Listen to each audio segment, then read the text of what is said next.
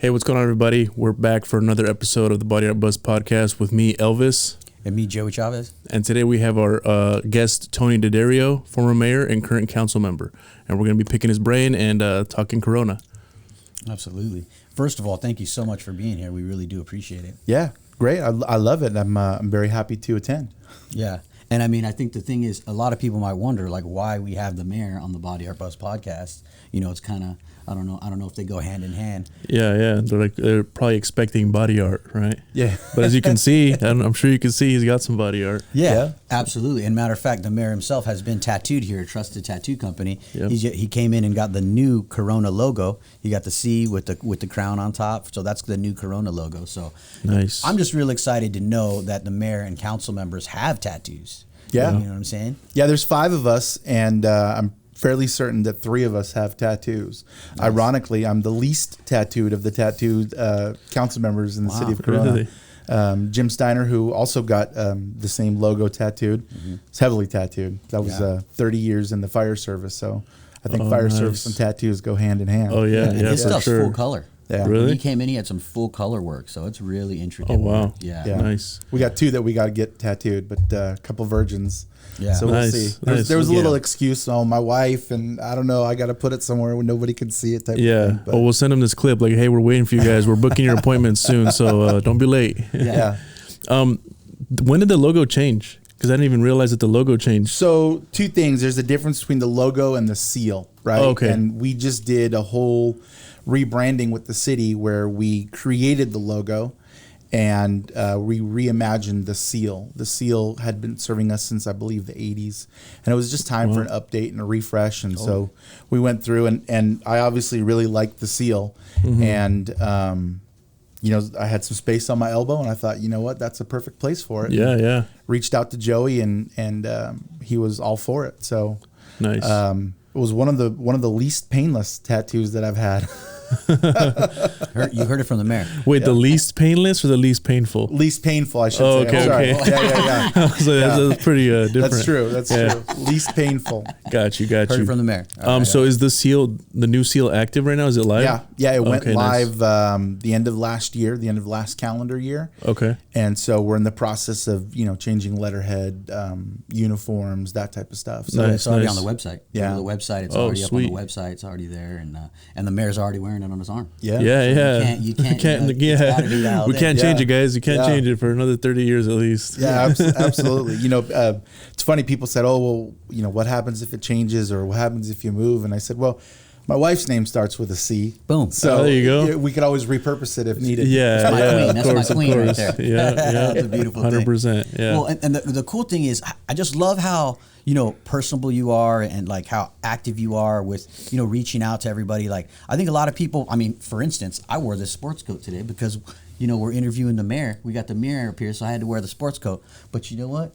This mayor's not a sports coat kind of guy. No, I mean, this mayor. So I'm going to take my sports coat off. Yeah. This mayor let's is not relax. a Let's sports relax a coat little kind bit. of guy. Like, even when he came in, he just looked like a regular dude. Had no idea that you were the mayor. But again, I think that makes you a lot more approachable, more real. Yeah. You know what I mean? It's funny. My term of mayor ended in the end of December, and I'm still a current elected council member. But I tell the rest of my colleagues, I spent almost a year trying to convince people that I was actually the mayor. I would get looked at, and they'd be like, "You're the mayor?" Yeah, you're the mayor? Yeah, I am. And all of our photos are at every city building. And a couple of times I had to point to the city photo. Really? Like, and see that guy? That's me. That's awesome. That's awesome. Yeah. Are you from Corona, or where were you originally from? I grew up in Anaheim. Okay. And my wife and I moved to Corona 2009. Like a lot of folks, we were just looking for affordable housing and a place to raise a family. And we came out to Corona 2009 and didn't know a whole lot about the city. And we both had opportunities that we could commute for work. So it wasn't a big deal. And 2009, we moved here. We bought a house. We started to build our community and get involved and figure out what Corona was all about. And 2016, we decided that the house that we were in wasn't really working for us. So we started looking to what is now District 2, or the north side of the 91 freeway. And we bought a house here and really made that conscious decision to stay in Corona because we'd built community, gained friends. The only thing we don't have here is family, except for our friends that we consider family. Yeah. Nice. So family in Orange County? Yeah. Got you. Not too far. Well, what are some like major changes that you've noticed? Because you've been here, 14 years about? Yep. What are some major changes in like growth, like in just like the landscape and the way things have changed? Because like I've seen Eastvale. I grew up here in Norco Corona area, and Eastvale was just farms at one point, just cows, and now it's like where's that? You know? Yeah. Well, I mean, they're moving. Eastvale and Chino moved most of those dairy farms out, and it's all because that land has become more valuable as homes. Yeah. So, those cities are growing exponentially. The city of Corona has been around for a long, long time. And we've been established as a city for a long, long time. So our ability to grow in that sense is limited by the amount of land that we have, which isn't a whole lot. True. Yeah. So, as far as changes, we're not building as many houses as a lot of those communities that just have that land. But what we're really trying to focus on is the quality of life things for people. So, we want to make sure that we've got restaurants and entertainment and things to do and all of the services. We've got, 50 some odd parks that we want to make sure that they're well maintained and all that good kind of stuff so that the quality of life for people is good in Corona. And I think that's the biggest change that I've seen over the last 9 years is, we're doing things to improve that quality of life. Awesome. And I was talking to Joey earlier about, or kind of asking him if there was an art scene out here, because I go to North Carolina a lot, and Charlotte specifically, they lean into their artists. So they're allowing their artists to create murals all over town. And I haven't really seen any or too many. I know there's a few. I've seen some down like 6th Street. But as far as what I see, just the ones that we've put up, is there some sort of like art scene that you know of or like a community driven like events that are around art? Well, I'm going to answer that in two different ways. So we have a very vibrant like performing arts community, right? So we've got organizations in the city, Christian Art Theater, and off Broadway Corona that utilize our historic civic auditorium, and they put on productions throughout the year. We've got a symphony in the city as well. So performing arts, we have a budding, vibrant community. But as far as like media arts, like drawings and whatnot, it's funny that you say that. We actually last year went through a process that we granted, and we picked out some buildings and parks that we're going to have muralists paint murals, and we narrowed it down to the top 2. And so it's the first ones that the city is kind of sponsoring. Okay. The ones that you mentioned, like on 6th Street, those are on private businesses. Some of them are houses and whatnot. So the ones that the cities are sponsoring, we're working on that. And we also have a program with some of the utility boxes that you see on the street. There's a couple of them that are wrapped, and we're going to be doing a program where we're going to get about 10 of them that the art is created, and then we create a wrap. Just because that's the easiest way to maintain it. Are you guys still accepting artists for that? Because I actually applied for that. A friend of mine sent that to me maybe like a year ago. And he's still upset about it. No. I don't know if I got an email or anything back, or how does that work, like to apply to do that? Usually if you're following the city socials is where we kind of push a lot of that stuff out. Because that has the broadest reach.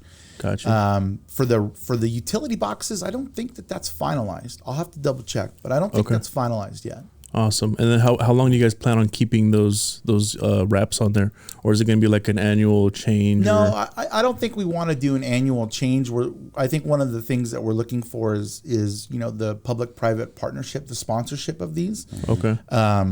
It's not like an advertising piece for a business, but we want to try and get that community involved and but I don't believe it's a rotating system. It's going to be kind of there. Okay. Well, wraps normally last around 5 years. Yeah. So bottom line, I think the health of it, the quality, how it's, and of course that depends on how much sunlight it gets and all that stuff. Yeah. So that'll be dependent on all that. You definitely want it to look good. You don't want to have a faded utility box and make it look worse than it would be. Yeah, exactly. Yeah, we're kind of starting in our downtown area, because we have a big downtown revitalization issue or program going on right now. And so we're kind of starting in that area, which would be like the inner Grand Boulevard Circle. Okay. And then hopefully expand it out to there. I mean, there's a lot of utility boxes in the city, different yeah. sizes Yeah, and yeah. whatnot. So because we're going through that revitalization process, we wanted to kind of start in that area and kind of go from there. That's nice, awesome. nice. Yeah, that's cool. I'm excited to see all that. Yeah, we were trying to apply for the one to paint the park, but we just didn't get the application done in time. Oh, okay, Yeah, okay. We wanted to apply. We had this really cool design. We were going to do like the old Circle City cars, like kind of coming at you, like racing, and yeah, we just didn't get it done in time. We had a lot going on. So I was Yeah, like, we're juggling a lot of things. So Well, you guys got businesses to run, Yeah. podcasts, right?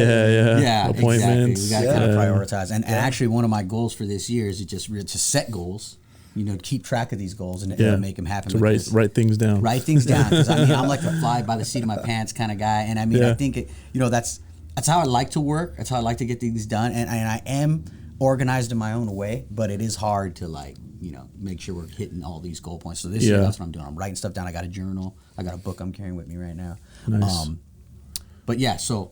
Dear diary. Exactly. And sometimes you have to. You have to sometimes. Sometimes there's a lot on your mind. You just got to dump it. Yeah, you got to get it out somehow, right? Yeah, absolutely. Exactly. And so I'm really excited to hear like how you got involved in city politics to begin with. I know you said that you, as you came into Corona, you wanted to become part of the community, help build the community, which is great. But how did you personally get involved in city politics?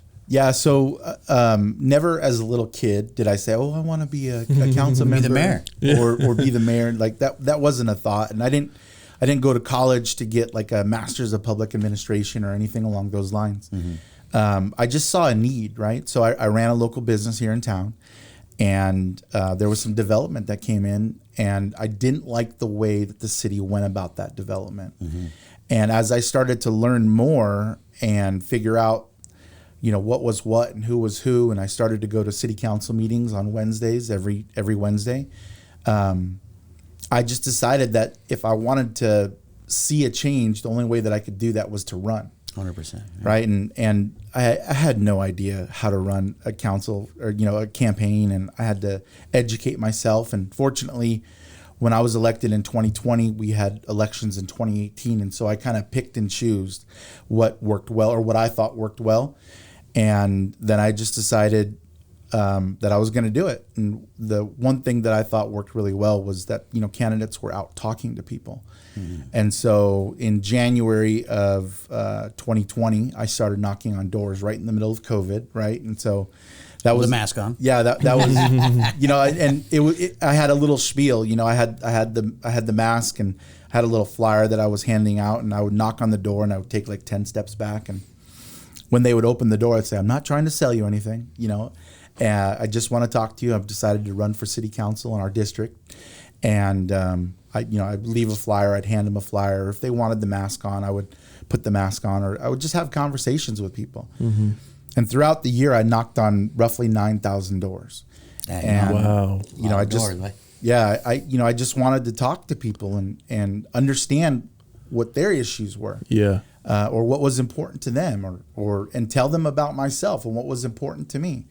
I'm a dad, I'm a husband. I work for local businesses. I'm not a politician by any stretch of the imagination. I don't even look like a politician, as we've talked about, right? And so, and I would, this was, walking in shorts and shoes and a t-shirt, and I would just introduce myself and talk to them. And that's kind of been a theme for me, is just reaching out to the people in my district and the people in the community, and just providing a space to listen. Absolutely. And, that was really important to me. So, once I decided to go for it, then that was it. There was no turning back. And, a lot of really, really cool things kind of fell into place for me. Because we're in districts, there wasn't an incumbent that I was running against, somebody that was seeking re-election. Nice. It was an open seat. And I just figured there was going to be a ton of people. And on the day that you have to make sure that all of you qualify for the ballot, I was the only one that qualified. Oh, yeah. Oh, wow. Right? And so, which was a super weird feeling, because I didn't know what to do. So at that point, I'd already knocked on 7,000 doors. I just kept knocking on doors.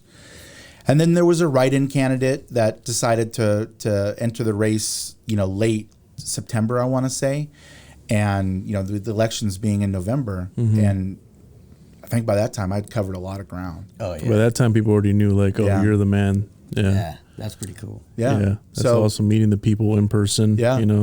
Putting So here we a are, face 4 to the years name. later.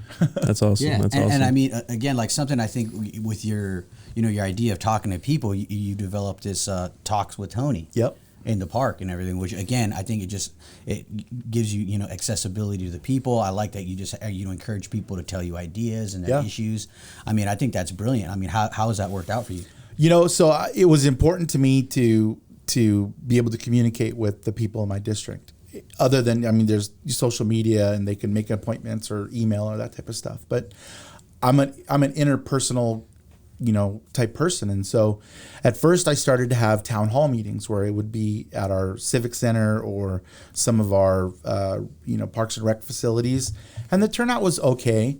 And then somebody had suggested to me that was an intimidating type setting, right? Oh, I got to go and, listen to a presentation. And that was never the way that it was. I would have some speakers, director of parks or the fire chief or the police chief. They would come talk about certain things, but it was just, you bring your questions and I provide you answers. And so somebody suggested that might be a little intimidating for folks. So I said, all right. And then I would just go, I would announce it and I would say, hey, I'm going to be at this park at this time for these hours.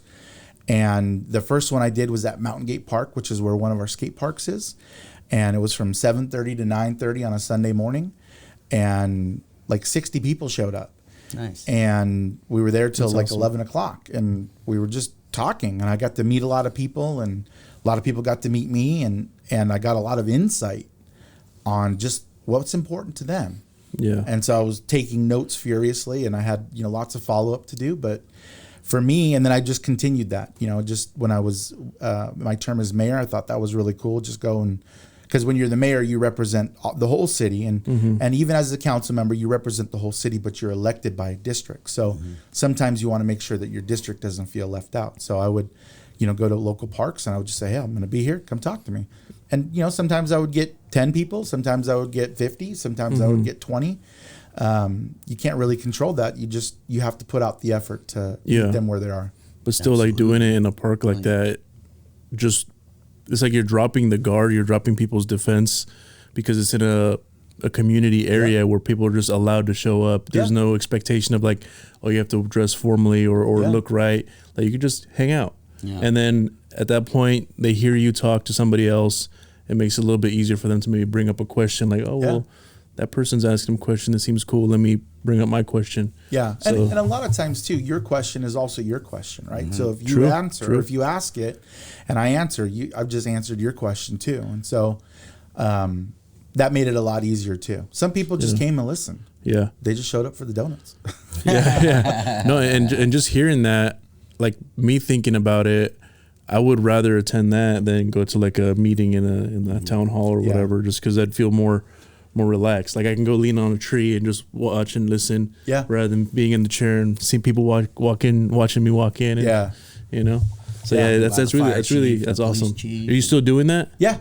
And how often are you doing those? I try to do it once a quarter. Okay. But with the talks with Tony are so informal that it's pretty easy for me to do it like once a month. Okay. And so with the holidays and everything, I kind of took a little bit of a break, but we'll be starting that back up in the month of February. Awesome. And you post it on your socials, I assume, like, oh, I'm going to be here this day, this time. I try to give like a week's notice and blast it out there and let people know, and just works out pretty well.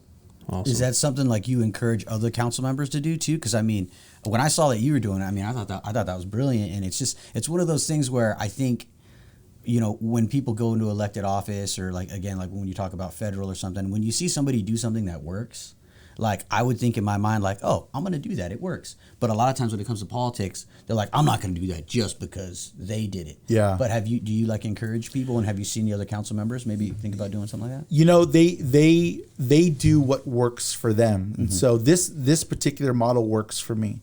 I'll give you an example. One of our council members, Wes Speak, he's very active on social media, right? So he's answering questions, he's doing that type of stuff. That's his form of outreach. Our current mayor, Tom Richens, he lives in the Grand Circle, and he tells everybody where he lives, and people knock on his door. Whoa. Which, a little nervous for me, but it works for him. And That's pretty intense, cool, though. Yeah, Jim, who came and did the tattoo with me, he's retired, and so he's always up on the trails and all that type of stuff. So that's where he's meeting folks. And Councilmember Casillas, she had a program where she was holding office hours, so every Wednesday you could come and talk to her. And she's a new mom, and she's pregnant again, and so everybody is doing what they can. This just happens to work for me. That's rad. And so I did that because I looked at what they were doing, and I said, well, okay, maybe that works for them. And this is what works for me. And so we've all kind of developed our own style. We're all 5 unique different people with a lot of different ideas and the way that we want to do things. But the overarching theme is that we all care about our community, and we all want to see it thrive. Absolutely. That's awesome. Yeah, there's more ways of getting to the goal. Yeah. There's different ways. There's no one way. That's awesome. Yeah, I like that. That's really cool. That's I definitely would want to attend, so I'm going to keep an eye out. Yeah. So that way I can come hang out, just, be the fly on the wall. There you go. Yeah, and I mean, in that regard, I think that's, again, it makes it more accessible. But I mean, I honestly believe that there's a lot of people that don't take enough interest or enough involvement when it comes to local community politics. And I try to tell people all the time, like, honestly, your local community politics is almost more important than federal politics or even state politics, because these are your local communities. Yeah. I mean, what do you guys have do you guys track like percentages and stuff like that? Are people involved like in voting and things like that? How does it look? There's a lot of different data that we track, right? So, we've made a big effort over the last couple of years to really utilize social media. And so we have a whole social media team, and they're tracking engagements, and they're tracking comments and all that type of stuff. And I would 100% agree with you that local politics has a bigger effect on an individual than state and federal. And it's because this is where you live. This is where you lay your head down at night. This is where, your kids go to school, or you work, or, a lot of those types of things. And it's important. One of the things that we do is we have very consistent times of our meetings, right? So they're always Wednesdays, the first and third Wednesday of the month, always at 6:30, so that people could get home from work type of thing. And that's probably the biggest, I don't want to say disappointment, but challenge. How do we get people to come down, right? So during COVID, all of the meetings were live streamed, or because we were all remote, right? I held the first 6 months of my meetings in my office at home on Zoom. So people can participate in a lot of different ways. They could participate via Zoom. If they don't want to get up and speak, they can write a letter. They could submit that. There's a lot of different ways that people could be involved, and I'd love to see packed houses on just a regular Wednesday, not because there's an issue that they're upset about or something along those lines. Every once in a while we'll have an issue, and people will show up and they'll talk in support or against. And that's the best for us, because we're getting immediate feedback from our residents about, what's on their mind. We're elected to make the best decisions that we possibly can, and we all 5 of us actively seek out feedback. And sometimes it's just not there. And then we make a decision, and then people are mad. Right. And so, and then we try to make it right, or we try to explain our decision making. The owner of the company that I worked for, when I decided to get into politics, had kind of a credo, right? And if it was that he drilled into every one of his employees, and I kind of keep that, which is, for him, it was, if it was good for the customer and if it was good for the company, and you don't mind going out to the carpet and standing up for it, then do it. Right, you didn't need to ask your boss, type of thing. And so that's the same mentality that I go by. If it's good for the city, if it's good for the residents, and I'm willing to stand up for it and explain myself, then I'm going to do it. That's the decision that I'm going to make. Solid credo. So that works out well for me. So if you're not getting a whole lot of feedback from the community, you kind of have to do the best you can to make a decision that's going to be good for the community and good for the city. So and we try. I mean, we utilize social media. We're at different public events, getting, soliciting feedback. You could always send in information. We send out surveys. We have third-party organizations that are reaching out to people and asking, for feedback. And so the city is doing everything that we can to reach you and say, give us your feedback.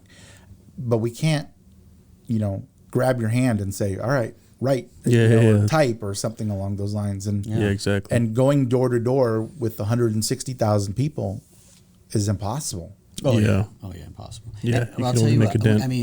I mean, as a business owner, I go down to the city hall and take care of the civic center to do different things. And we have a beautiful civic center right over here in Corona. Beautiful civic center, beautiful spots to gather, to take care of business. Everything's very efficient. I go in there, I put my number on, a little list. They even shoot me little text messages. Yep. So they're very technologically, savvy. And I do like they have public restrooms and stuff, and I did see some homeless people utilizing them and everything, but they're all very clean, very well kept, and people should be utilizing those spaces more. I know I went one time, I forget what it was, and they were protesting something, all right, and I had to get a little video because I thought it was cool, but they were protesting right in the middle, right where that waiting area is, and I'll tell you what, man. Beautiful. I mean, the acoustics in there were great. Yeah, at the Civic Center. I'm not sure what the issue was, but I was just like, this is really special, man, because one, these people had a place where their voices could be heard. Sure. And again, it doesn't need to be a protest. It could be you going, asking to speak to the mayor, asking to speak to your district council member, asking to speak to, planning or building department or any of these issues. And I just find that they are very helpful when you go seek it out. And I think a lot of times people just aren't aware of how to do it, which is weird because most cities are the same. Most cities have a civic center. Yeah. Most cities have a spot where you go gather and take care of business. But just so everybody knows, here in Corona, we have a beautiful civic center. Go over there if you want to start a business. What would you say? First place to go when starting a business, the civic center. Or would you say the place to go? Well, I would probably go to our planning department and figuring out the business license situation and then if whatever type of business that you want to open, they could talk to you about zoning and what areas you could look at that are already zoned for what you want. Like if you wanted to open a restaurant or something like that, or just a business. That's like your one-stop shop. And you're right. And I'm glad that you said it, not me, because sometimes they don't believe me. But you go in and you say, hi, I'm Tony. I want to start a business. And, we try to give you a checklist. These are all the things that you're going to need so that you can work down that list at your own pace. And, or, I want to I want to expand my business. What do I need to do? Or we want to come to Corona, move our business to Corona. What do I need to do? And so, our staff is really good about walking you through that process. And getting you through that process. As business owners, if you're not open, you're not making any money, right? 100%. And you're probably putting out money instead of making money. So the goal is to get you open as quickly and safely and as efficiently as we can. Absolutely. And something that we're dealing with right now is, we're thinking about moving to Main Street. We're thinking about taking our business. We've been in Corona 16 years, very successful. We've had great opportunities here in Corona. But I want to move to Main. I want to be on Main Street, let people get more eyes on us, because I've talked to people that were born and raised here in Corona, and they were like, man, I've never even seen your shop. And I'm like, what? Yeah. How have you not seen my shop? The shop's been here 16 years. More than most things, Yeah. Well, I've lived here my whole life, and I remember when Big C, rest in peace, started working here. He was the reason I found where the shop was. Yeah. And I was already in my mid-20s, Absolutely. And I feel like me as the business owner is doing Corona a disservice by not having my shop out in the forefront. Yeah, exactly. We need to spread more. We're planning on moving to Maine. All right. And my first thing is, again, since the mayor is so open, I went to talk to the mayor. I said, sir, what do you think? What do you think? What are some options? I told him some ideas. Immediately, you kind of gave me some more options and told me some things that were going on. And again, I really thank you for that. You put me in touch with the Economic Development Department. We've already been back and forth on that. I've talked to the planning department. Joshua's already got back to me on certain locations that I talked to him about, and the conditional use permit that I'd have to get. And he said it'd be a minor one instead of a major one, which I think is awesome, But again, these questions that I have couldn't be answered unless I took those steps. So sometimes you can't just speculate. You have to. Yeah, you got to take those steps. You got to go to the people that know what's going on. So again, if you want to open a business in the city, if you want to run for council in the city, if you have some issues with your local school, with your potholes, with your street, whatever, that's what the Civic Center is for. That's what these people that are council members, mayors, they're here to help you in that regard. So I hate when people say oh, the government doesn't do nothing for me. Well, if you don't vote, okay, if you don't participate, if you don't go and search out these things that our tax dollars are paying for, Sure. then you are doing yourself a disservice. It's not the government doing you a disservice. The government is set up to help you succeed. Sure. Yeah. Which you have to again, interact. with the city here, again, you would think, okay, Corona, average California city, X amount of people in the city. But you know what? Like I said, I go to that Civic Center, top of the line service. Top of the line service. Again, we have the mayor here with us at our tattoo shop, engaged with us. Which again, just when I told people I was going to be having the mayor here today, people are like, "What? You're having the mayor here today?" It's crazy. Yeah. So again, I want to thank you again for being here, sir. If you guys have any questions at all, please go to the Civic Center. I mean, if you need to reach out to somebody, again, their social medias are there. He's got talks with Tony in the park. We've got all kinds of different avenues for you to get that job done. Sure. Whatever it needs. And we'll have all that information plugged in the description too. So if you have any questions, concerns that you want to direct that way, you'll have access to that. But definitely put in some effort in things that you want to see changed. Because we have the voice, and they want to hear it. So they want to hear it. And the thing is, you could even get involved in the future of the city. These people are planning the future of Corona. You could go there now and find out what's Corona doing. Where should I open my business? Well, we're going to do this. We're going to be working on this project. If by the time your business is ready and this project's done, guess what? You have a great opportunity right here in front of you. So when planning your business, when planning your future, again, the best place to go, Civic Center. Sure. that's awesome. The only thing we don't do is schools. Corona Norco Unified School District is a separate entity. So even though people call me and they've got an issue with the school, I have to direct them to somebody else. That's the one thing that we don't do. Got you. And a question I had is the districts. Yeah. The district dividing, is that similar to voting districts later on when it comes to different elections, or are city districts different than the federal districts? So yeah, they are different. So city districts, the city of Corona is split up into 5 different districts. And that's because we passed it was Measure N maybe 6-7 years ago, because for instance, I'm north of the 91 freeway district too, and the challenges or issues over here may be different than something that's in South Corona. 100%. And so the thought behind it is that you have a district representative that's living in your district that understands those issues. Now, I represent the city as a whole, but I'm elected by a district, so that I'm bringing up the issues of my district to the city so that we can get those fixed. Okay. And it's just more of an efficiency gain, really. That way, previously, some council members all lived in the same neighborhood, and how are they representing somebody way over here, or in the circle or something like that? If they don't know firsthand what's going on. Districts. Totally. Before, it was what's called out at large, so they were just the top 5 vote getters were your new council. Now it's by districts, and so we split that up. 2024 is an election year for me. I'm going to run for re-election, myself and the current mayor, Tom Richens, District 2 and 3, and then in 2022, 1, 4, and 5 were up.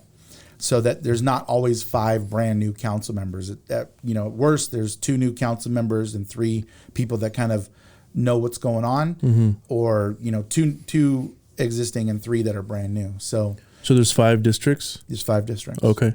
And that's interesting. So are all cities like that, or is that just something Corona does? No, not all cities are like that. The majority of them are set up by districts. Some of them are still at large, and I think for the city of Corona, that makes the most sense. Absolutely. Yeah. And I think like you said, it makes sense too. There's not all brand new people where it's none of these new people know what's going on. Yeah, there's got to be some sort of guidance, somebody to kind of lead the way. Yeah, that's brilliant. It's a brilliant thing. And how you guys came up with that, I'm sure it was just probably trial and error and just stuff going on. And well, to pass a big measure like that, it had to be voted on by the citizens. So the citizens wanted it.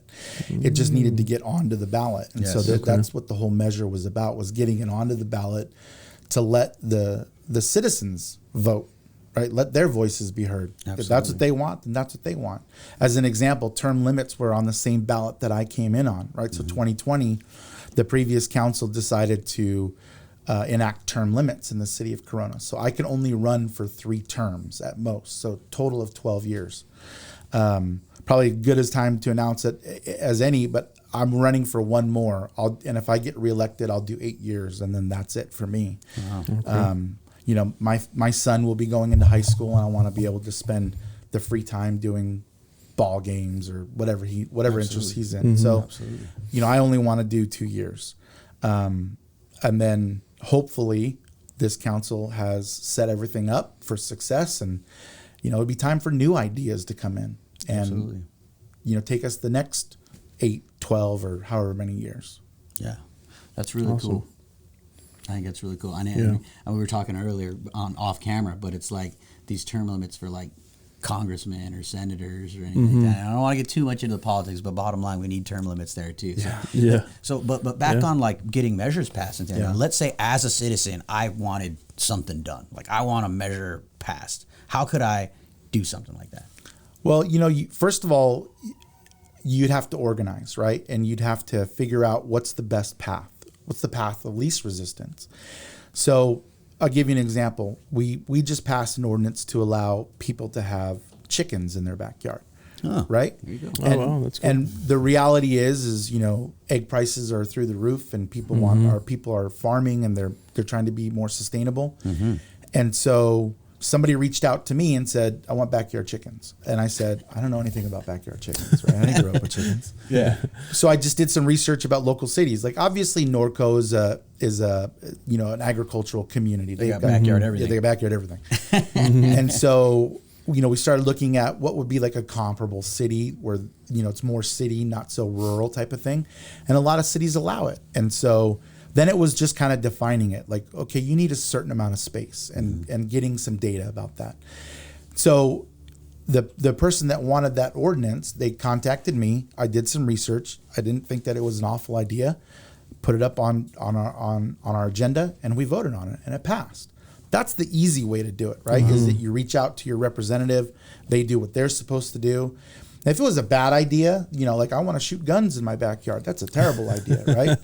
This is in Florida, right? Yeah. So we're not going to do that. But if it's a bad idea, I'll listen, and then I'll tell you where I have some challenges with it. And it's my choice to say, yeah, I'm going to put that on the ballot, or no, I'm not. In this case, I agreed with it, so I put it on the ballot. The rest of my colleagues agreed with it.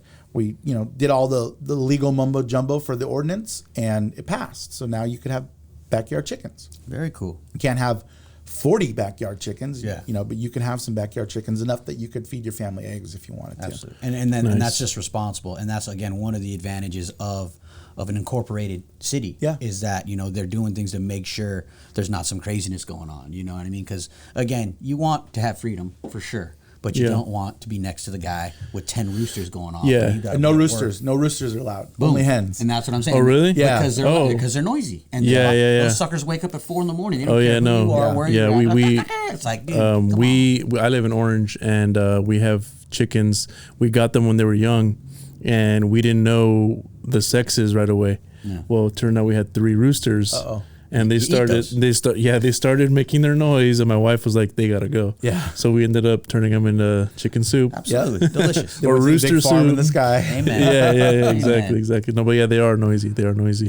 Yeah. And I live really close to Norco, so I hear the roosters in the morning. It doesn't bother me, but I grew up with chickens and roosters. I grew up in Norco. My dad had like 40 or 50. So every day I would hear him, or he'd have me up helping taking care of them too. So it doesn't bother me. But like you were saying, because of having the city that's incorporated, you don't want other people's freedoms to bleed into your freedoms, and then you're kind of like it's uncomfortable. That's and there's the balancing issues. act, right? Yeah. And you know, to close the loop on your question, if you went to me and I didn't like your idea, and none of the other council members liked your idea, that's a much longer process, right? So that's why we had to go through that measure and process in order to force it onto the ballot. And then once it was there, it passed. You know, like term limits. When the city council, the previous city council, put that on the ballot, right? And I want to say it passed with like 78% approval, which is huge. That's good, right? Like It's huge. everybody was on board for that. And to just touch on federally, if they put that on a federal ballot, they Huge. know that they would be all out of a job. Yeah, and honestly, it's disgusting that it's not. It's really messed up. And again, I think the same thing is we got to participate. And so on that note, what like connection do you guys have to like state level government, federal government? Like, do you as a mayor or as a council member have to go to like state meetings with other mayors and other council members from the state? A lot of different meetings, but City of Corona, we actually have 2 congressional representatives. One of them is officed here. Representative Ken Calvert is officed at Corona City Hall. Calvert, yeah. And then I want to say with the redistricting, Representative Young Kim represents a portion of the city of Corona. And although I believe that her office is not in Corona. So we have 2 federal representatives, one of them that's housed here in Corona. And then we have several state legislators. We've got 2 state legislators as far as the assembly members, Assemblymember Bill Asaley and current Assemblymember Sabrina Cervantes. And then we have 2 state senators that represent our area. So Corona is very fortunate in the sense that we have a lot of representation at the state and federal level. And we meet with them all yearly. We try to do a real good job of having projects that we're looking for funding for, ready to go. And we tell them both so that they're both, pushing for that at the state level or at the federal level. So Absolutely. we're pretty fortunate in that sense. So it's not common for a city to have. No, not 2. Oh wow. Yeah. So Corona's where it's at. Yeah, because Congress represents a certain district as well, and so like those Congress, it's not just Corona they represent. They represent Corona. Yeah, like for instance, Eastvale. I think Representative Calvert, Corona's as far west as he goes, and he goes all the way out to Palm Springs or something along. I mean, his district Okay. is Got you. is really weird as far as the way that they districted it. And I think our other representative is mostly Orange County, like Santa Margarita, Mission Viejo. Got you. And then a Okay. portion of Corona as well. So they're like their districts are larger. Like your district is in Corona, and then they're At the state level, it's a it. little bit smaller. Like Representative Asaley, has Corona, Eastvale, Norco, Lake Elsinore, Murrieta, I think, and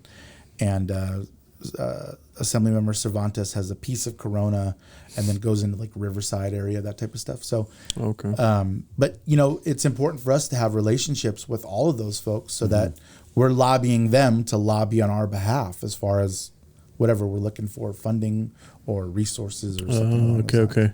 But I think things like that. That's when I think people get a little discouraged because it's almost so complex. Like, okay, this representative represents you, but they also represent them.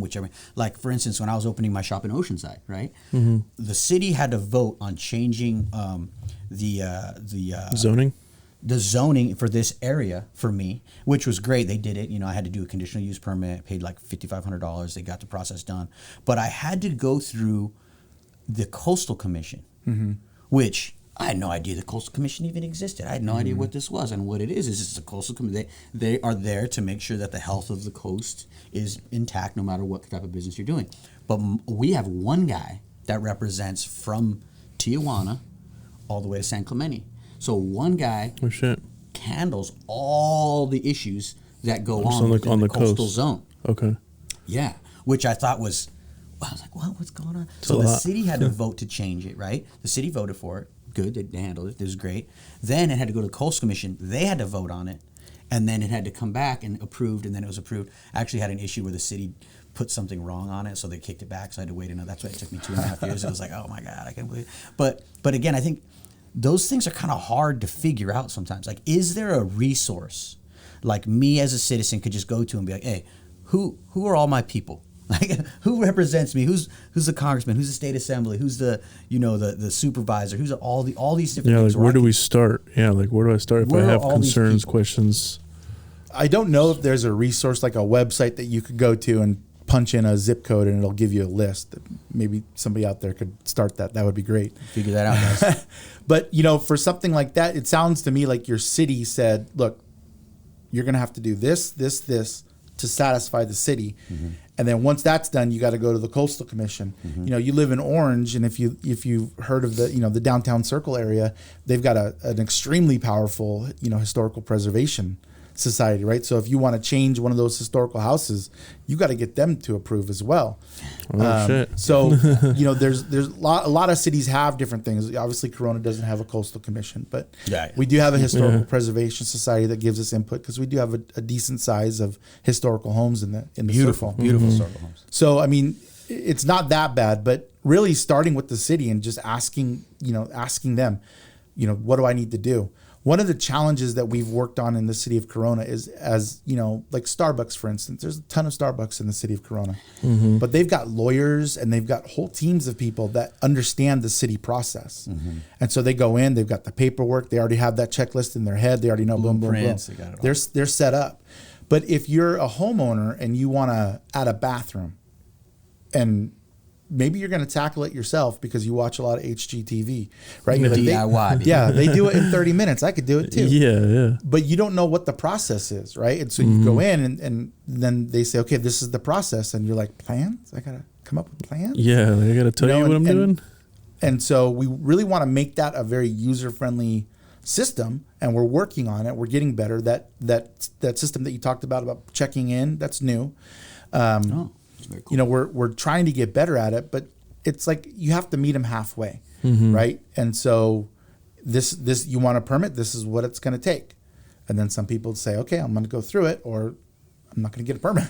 Yeah. Right? Yeah. Got you. But that affects the value of your house, the property value. That affects everything. You try to sell the house, it's going to affect your square footage and all that fun stuff. So it's always best to get the permit, go through the right processes to make sure, you know, you could utilize that on a sale later. And it's, of course, these things may seem like a bureaucracy type deal, but it's there to make sure you build safely. It's there to make sure you're not building in an area that could cause damage to your neighbor's property or something like that. Something happens. So I know it seems like it could be hard, but honestly, at the end, you put those steps in, you get the work done, and it's going to be done right. Sure. So is it safe to say then that, like, if somebody wanted to, like, for example, start a business or whatever, and they wanted to figure out where to start, the Civic Center would be a good place to kind of get City Hall, the spot. City Hall, the spot, to kind of get some sort of direction of 100%. where to go, where to start, where to ask questions. 100%. That's and that's any city. But so, like, for instance, the city I live in, it's a town. It's unincorporated. Yeah. So we don't have a civic center, a city hall, anything like that. So, like, for instance, I want to build onto my house, I have to go to the county. So the county is what oversees it. Good thing about is I don't need a business license to do a business in my unincorporated city, but they have similar things too, where it's like, okay, this is the still have to meet some sort of requirements. Sign committee. There's always something. Okay. So again, you got to do your due diligence, man. You got to do your due diligence, and it's the cost of doing business. And that's the thing. Like, those things are there because in the past people have done things that were super out of pocket. That one, people got hurt. That two, people, you know what I mean? They were doing unsafe stuff. They were, you know, having things in an area where, like, let's say I had 12 buses, right? And I had my 12 buses in my backyard because I had a big backyard. But every time I was working on my buses, I'm running 4 buses, and the neighbor's getting freaking CO2 or some carbon monoxide. You know what I mean? Some people are just out of pocket, and they just don't know how to act right.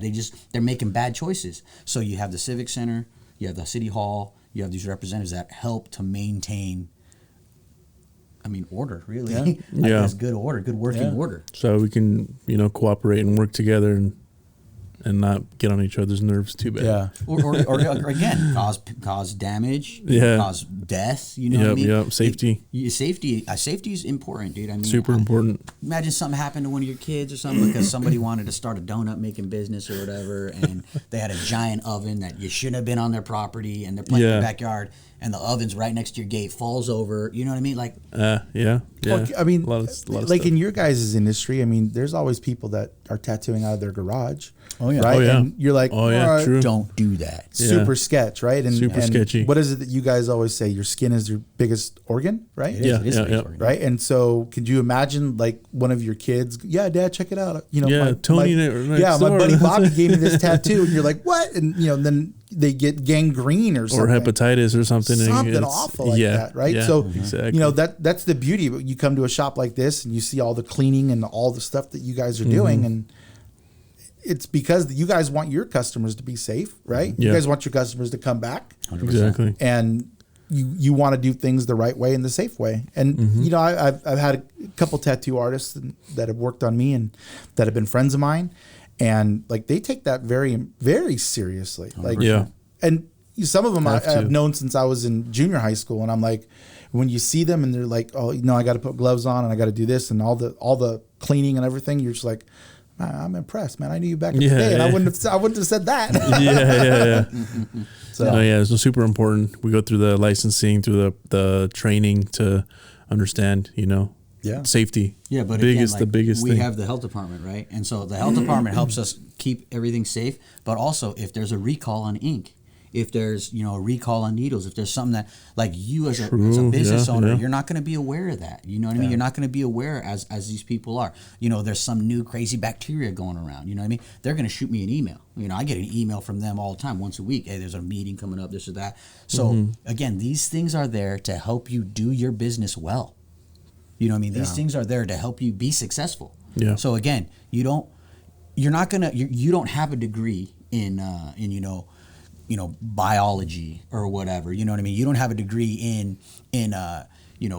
government planning or city planning or things like that. There are people that are expert in this, which the city hall has. We have these people that know what they're doing. Because, for instance, those positions, like the planning supervisor and things like that, those aren't elected. No. Those are like, we hire these people that are expert in their job. Correct. And this is what they know how to do. experts in their field. Yeah. Yeah, and you know what?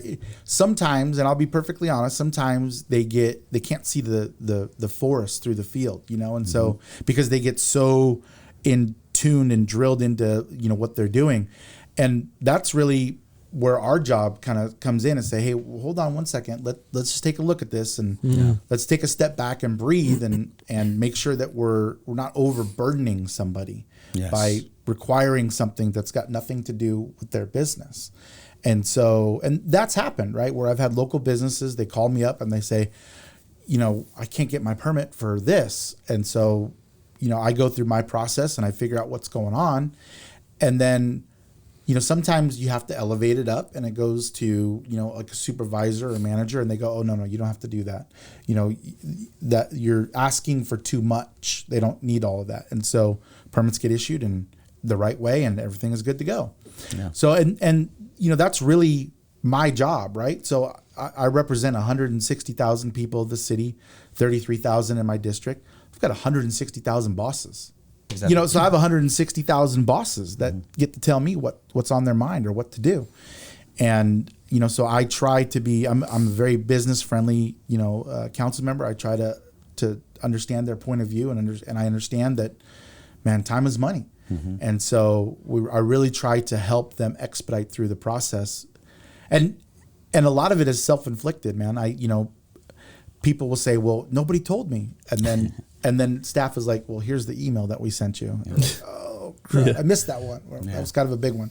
Yeah, you know, that's a big one. You know, that's the fun part of what I get to do is I get to help, right? And I get to help a sometimes complicated process. I get to simplify it. And it's just because they called the council member and I have questions. And so, you know, they're here, I'm here, and staff is here. So they tell me what's going on and I go down to staff and now staff knows, hey, I'm looking at it. So let's figure this out. Yeah. So it doesn't happen very often and I'm always happy when it does. And I get an opportunity to help fix something that's awesome. That was stuck. You know? Yeah. It's awesome. It's awesome. That's pretty cool. Yeah.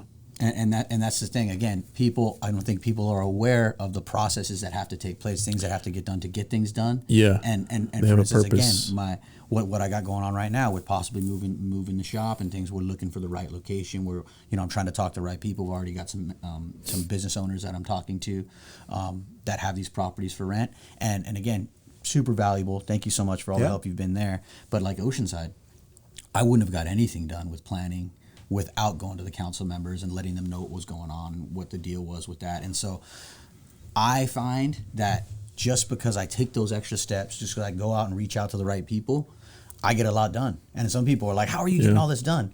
And because of gentlemen like this right here. Yeah, I have help. This is how I get all this done. You know what I mean? Because it's like a lot of the hard work's already done with the city hall and all these different departments and things like that, where it makes it easier for me to get what I need to get done. To have my grand dream realized, it takes people like this. Yeah. And so again, exactly. Participate. Okay. Go seek out help, ask questions. If you don't know, ask questions. This is their job. If you have a problem, seek out help. This is their job. And that's why I'm really glad to have you here today. You know what I mean? Because again, I haven't been able to have a chance to I mean, I've thanked my council members that have helped me out in Oceanside. But again, I go to your office. I feel really comfortable going up to your office. Recommend going up to the mayor's office. You got a great view. You got a great view of Corona. You know, it's beautiful. And again, they're very accessible. So go, check it out. Even if you don't have an issue, your tax dollars paid for that beautiful building. Go check out the building. Yeah. You know what I mean? Go take part. They usually have like art displays there for kids and things like that. The gardens in front of it are gorgeous. I love the garden. They have beautiful spots you could just sit and relax and meditate right there. Sometimes I did that. I'll just go sit down and just take some deep breaths out there. Yeah, just relax, just chill. If I can give a plug, and especially this should be meaningful for you as well, on the back side of City Hall, we have a veterans area. Awesome. And we are currently in the process of redoing that, kind of updating it a little bit. Yeah. We've got a big veterans community here, and so it's going to be a whole new plaza for our veterans. It's going to be updated, and it's going to have the ability to host kids to do some learning activities with our big veteran community here. So you're right. I mean, I appreciate the plug as far as going to check out City Hall and see what it's all about. And obviously reach out to us. I think one of the things that I've heard over and over from a lot of people is that I'm really approachable. A lot of people thought, well, gosh, I kind of stalk around and I look like I'm angry or something along those lines. And then they get to talk to me and they're like, you're nothing like you look. And I'm like, I think that's a compliment. Somewhere in there. But, I can speak for our council members. Every single one of us are super accessible and we love to engage with our residents and find out what's on their mind. That's awesome. Probably the biggest. If there's any message that I could give, is just reach out, and if they're jerks, tell them they're jerks because they report to you. That's the truth. Absolutely. Good to know. Yeah. I mean, just from our interview here, our podcast here, I definitely feel a little bit more excited to know, like, oh man, okay, let me see what I can think of to ask. Let me find some problems to bring up, Sure. Absolutely.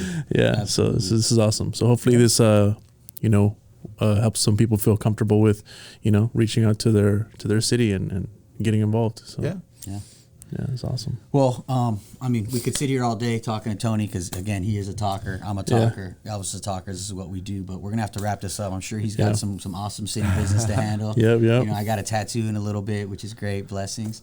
But thank you again. Yeah. Mr. Former Mayor. Current City Council Member Tony Daddario. Thank you for your service. Yeah. And we'll catch you on the next one. Make sure you like, follow, subscribe. Exactly. All that good stuff, right? Yep. We'll see you guys in the next one. Daddario Buzz Podcast. Peace.